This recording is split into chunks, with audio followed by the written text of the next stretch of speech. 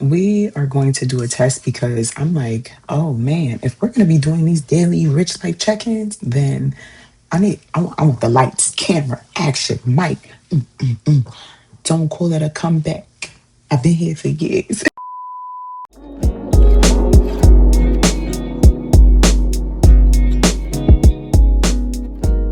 So in between the time that we did the mic check to now, so many things have happened. And welcome back, y'all. It's a Rich Book, Amber Rich Book, whatever you want to call me. People call me Rich Book. And I haven't decided what we're going to call these check-ins, but maybe we'll just call it your Rich Life Daily Check-in with your girl, A Rich Book. I like that. Okay. But anyway, so this morning when I was journaling, one of the things that came up from my dream, like my consciousness, was, and I wrote it down, if you are wondering if you can, you are already living from the possibility that you can't. If you are wondering if you can do something, you are already living from the possibility, the reality, and the mindset that you cannot. Make it make sense. That means if you believe that you can, then you will be moving and living and breathing from the mindset and the thought and the possibility that you can do it. So, how do we get over the I wonder if I can or I want to? How do we get through that? We get through that by asking ourselves, what will it take to X, Y, and Z? Okay, well, why are we doing what will it take? We are doing what will it take because it is about your free will. Once you make a decision, everything must align to that decision. Once you decide that, hey, I'm going to do this, this, and this, then you are saying, okay, uh, you're like, okay, these are the things that I need to do. These are the steps I need to take. And even when you make the mistakes, even when you fumble, even when you might miss a day, it's not that you missed a day. It's not that you fumbled. It's what are you going to do to get back? It's what are you going to do? What are you going to respond? How are you going to respond to that mistake? How are you going to pick yourself back up? How are you going to restart? How are you going to reconfigure? How are you going to give yourself another opportunity to try, not try, but to do again? Because try, I don't really enjoy using try, but for the sake of comprehension, right? Try. How are you going to try? And so, in between the will, another video came up from my TikTok from 2022, maybe? I think it was 2022 or 2023. And it was like 3 years ago. Yeah, it was from 2022, but I posted it in 2025 or 2024. But basically, I wanted a metaphysical store. And I said I wanted a metaphysical store in 2021. In 2022, I signed the lease for it and opened it in 2021. I signed the lease for it and then opened in March of 2022. Then from March 2022, oh my gosh, just so many things happened. Because why am I talking about this? Because I recently had to close my store in November. The building was doing renovations and they wanted to start on the floor where my suite was. And so it just felt like a great exit opportunity, which I took. It aligned. But I had to grieve that. I had to grieve that because I loved my metaphysical store. I still love my metaphysical store. That's my baby, and I'm going to open another location. So excited, so excited. But just the memory of, I didn't say, I wonder if I can open a metaphysical store. I said, I am opening a metaphysical store. I open a metaphysical store. I open, I open, I open. I spoke in the present tense. And so everything around that became, okay, this is what's going to work for me. This is what's in alignment for me. This is how I'm going to show up. This is what I'm going to do. And that felt good to me. That resonated with me. And everything I did, I started learning about the business. I started learning about wholesaling. I started learning about retailing. I started learning about different principles. I drew out my logo, which I still have to this day. And I had my brother draw it out for me. And then I had it digitized. I started moving in the direction of it happening. And that is what it means to work your will. That is what it means to work your free will. That is what it means to say, in your life, your will be done. Your will must be done in your life, on earth, in your reality, as it is in your heaven, in your mind. So once you have it in your mind and you conceive it on earth in your reality, now you get to create it. Now you get to show it, because everything that you're doing, everything is a divinely or intrinsically inspired and motivated action to get to where you're going. Okay. Now, when you are thinking about your will, you're going to also have these challenges, right? So y'all know I use biblical stories, parables, like because that's my foundational background. So when my dude Jesus was in the desert and he was like, I'm willing myself here. This is what I'm doing. I'm on this journey. I'm fasting. There were so many temptations, right? The devil, right? What devil spelled backwards is lived experiences. Lived experiences will try to tell you why it can't work. Lived experiences will try to tell you, yeah. That just came to me right now, right? Lived experiences will try to tell you why something won't work. Lived experiences will talk you out of your purpose. Lived experiences will tell you why you can't have the things that you want to have. So the question isn't wondering, can I have that luxury car? Can I have that romantic relationship? Can I have the friendships? Can I have the body? Can I have this? Can I have that? It's what will it take for me to have these things? Not what do you think, right? Not what do you think. What will it take? There's a science to it. Okay, if you want more money in the bank, you have to sell. Not yourself, right? But exchange. What does that look like? You have to work. A person who doesn't work, they're not going to eat. But what kind of work? I said I want to grow mine too. What will it take? I knew, right? I knew that I didn't want to be a vlogger type content creator. I'm not even a content creator. I just like to talk.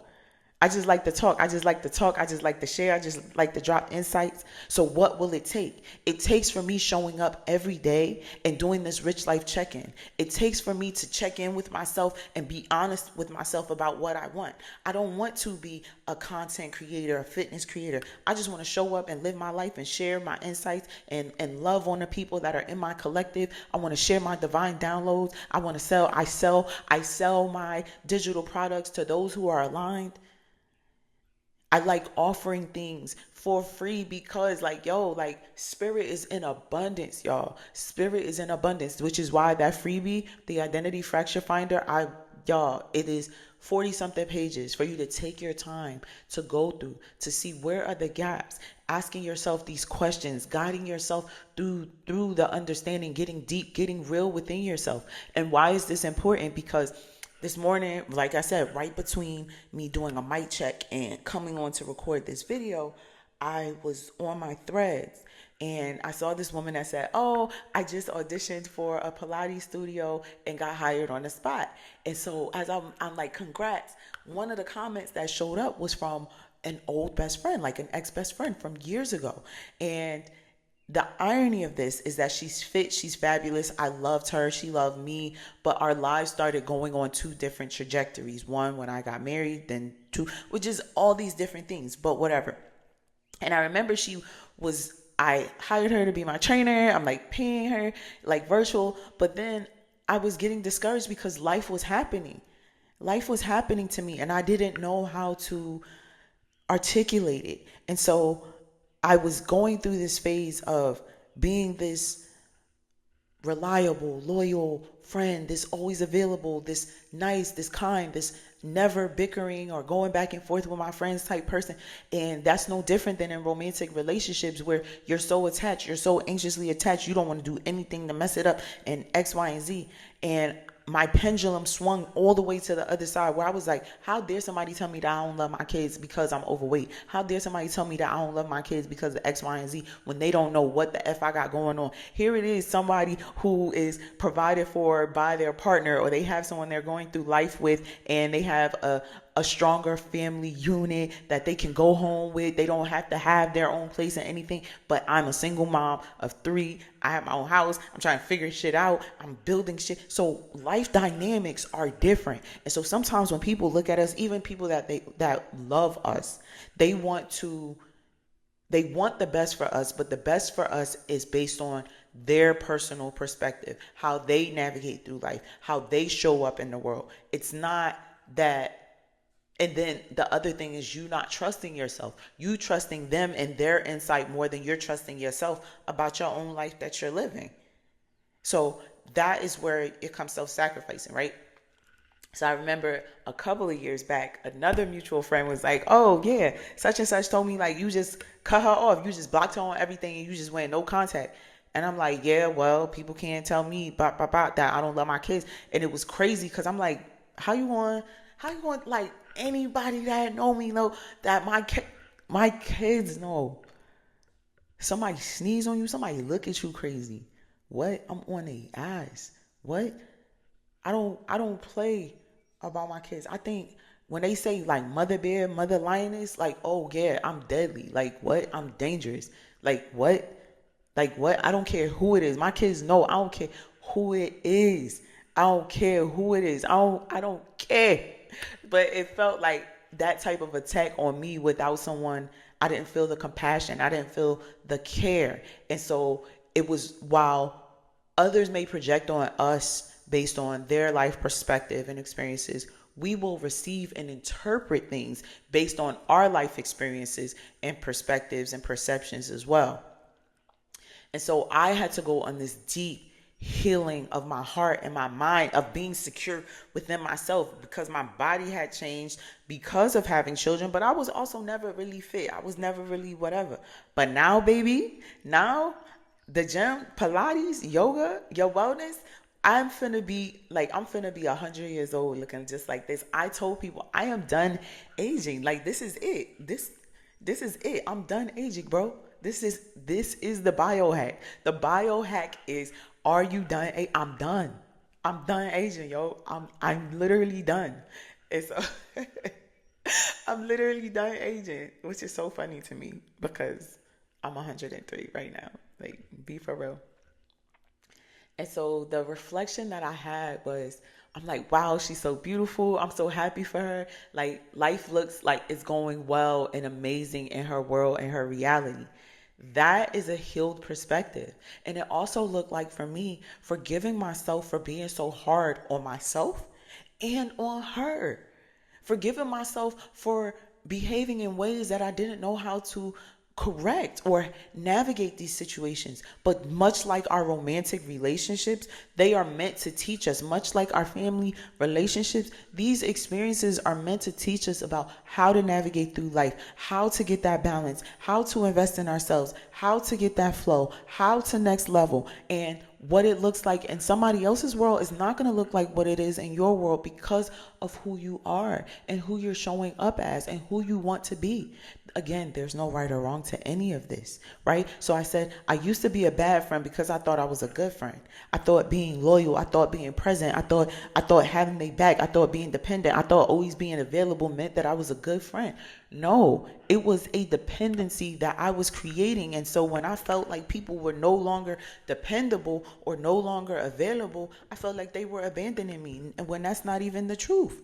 The truth is that and I said this in my threads, I'm like, yo, when I started loving myself, like how I loved everybody else, I'm like, oh my God, Amber, you love so fucking deep. That is, people cannot handle that. When you literally, I'm like, oh my gosh, I'm a goddess of love. I'm a divine being of love. This is my frequency. This is what I create. This is how I show up. That is a lot for people. Because love isn't just this flowers and sunshine. It's accountability. It is responsibility. It is looking for people, looking for the truth. And then on top of that, throw my intuitive perceptiveness into that. It's like, oh, damn, girl. Like, you seeing shit before you see shit. And it just is what it is. And so you learn to be your own best friend, not having other friends. So now my friendships are very healthy. My friendships are like, yo, I'll see you when I see you. We make dates. We plan for it. We have healthy communication. If there are challenges or conflict, I'll be like, please correct me if I'm wrong. Tell me about myself. And like I tell my friends, like, that's Jill Scott. You know, if you can't tell me what to do, then you can't tell me what to do. And that's the same thing within my friendships. If you can't tell me about myself, if you can't be honest, if we can't have intellectually thought-provoking conversations. I'm not looking for yes people. I'm not even looking for people at all, but I'm looking for people. I'm open to people, and I'm receiving the people that are aligned to the version that I am now, and the version that I am becoming, and the version that I'm continuing to grow into. And so you understand that all things are seasonal, all things pass. Different friendships are for what they are. And so it also, even with another recent, like when I think about different friendships that have ended, I think about the version of myself that I was during those periods of time. And I realized that I am no longer the version of myself, which is why a lot of those relationships have ended and came to a close. And I remember there earlier in my journey, a friend, an ex best friend of mine. The first thing is I had all these best friends, and I think it wasn't that I had large groups of people. It was I'm intimate. I'm an intimate person, and so she was like, I just feel like your spirituality is changing you, and I was like, um, it's supposed to. If you're doing your spirituality right, whether it be you're being a Christian, a Muslim, or a Hindu or a Buddhist, any spiritual path that you decide to take, it is meant to change you. If you are not changing, then the spiritual practice is not working for you. If you're not leveling up in life, the spiritual practice is not working for you. It doesn't mean that as co-creators that your life is going to unfold and be this perfect machine all the time, even though imperfect is perfect, right? We have this disillusion of what perfection is. Even though shit may not work out and you're like, oh my gosh, I'm a co-creator in my life and now I have all this drama, all this debt, all these things. That is the co-creation, because the co-creation is about how are you going to respond to these things? Are you going to stick and be like, oh, are you going to be like, this gotta be a test? Because I remember in my last relationship, I remember telling buddy, I was like, yo, if this is a test from the universe, if I'm going to choose myself, I'm going past this shit. I remember saying that so clearly. Now, I love this man. When I say I love this man, this man could do no wrong. But I remember one time he was like, yo, you really love me. Like, I feel like he went from I deserve this love, I deserve a woman like you, to you really love me. Like, you really love me. Like, I can do no wrong. I'm like, it's not about whether you're doing wrong or right. It's about, are you accountable for yourself? Are you responsible for yourself? Do you love yourself? No, he was operating in the world like a machismo alpha. And I remember he said to me, I ain't never meet a woman like you. I'm like, a woman that holds you accountable? A woman that holds you responsible? Like, a woman that challenges you? A woman that has a brain for herself? A woman that thinks for herself? Like, bro, make it make sense. Like, I'm like, oh, you're used to women who let you get away with shit. No, no, no, no, no. We're adults here. We're adults here. And so that is part of the growth, because I couldn't have learned that from my previous relationships. So when that ended, I told someone that my first relationship with my ex-husband, it took me 7 years to learn and get out. But now it took me 7 months to learn and get out. And it was the most beautiful. And the difference between then and now is that I didn't walk away like, oh, I'm never going to love again. I'm never going to have this experience again. And there's a woman on TikTok, Sovereign Player 999. Y'all go follow her. I love her immensely. Her content. She said men specifically, get confused with decentering men and experiencing pleasure with men. They believe that when you say decentering them, that you don't need them or you don't want them or anything like that. It's like, and she talked about how pleasure aligns to desire. And so men only center themselves, right? And so in the centering of selves, that means that they can still experience pleasure without abandoning themselves. But in this society, people think that women must abandon themselves to experience pleasure. And that's not the case. When we are centering, we as all divine beings on a human journey, and I'm talking to a specific aligned collective, you must no longer abandon yourself. And I learned that I was not only abandoning myself for romantic relationships, I was abandoning myself for family relationships. I was abandoning myself for friendships. I was abandoning myself to be a good mother. I was abandoning myself to be a wife. I was abandoning myself in all these other ways. But now how I live my life, I'm so centered within myself that everyone around me benefits.